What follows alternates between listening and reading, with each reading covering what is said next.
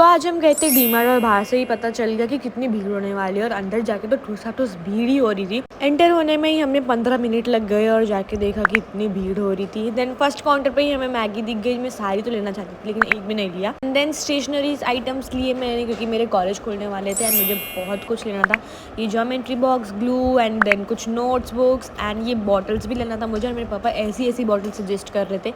Then मैंने finally ये सोचा लेकिन ये भी नहीं लिया, एक दूसरी बॉटल ली। देन हम आ गए मेंस के क्लोथ सेक्शन में क्योंकि वहाँ से ही तो ओवरसाइज टी शर्ट्स और शर्ट्स मिलेंगे ना। और फिर जब पापा और गगन खरीदेंगे जब भी तो मैं पहन सकती हूँ ना वो shirts and T shirts. Then मुझे ये पाउच दिखा तो मैंने ले लिया। एंड देन मुझे मम्मी ये प्यारे प्यारे फूल दे रही थी लेकिन ये भी मुझसे संभल नहीं पा रहे थे और जो कि गिर गया। और फिर हम लेने तो गए थे कुछ स्टेशनरी के सामान एंड समथिंग एल्स, बट ले आई किचन एसेसरीज एंड बहुत कुछ।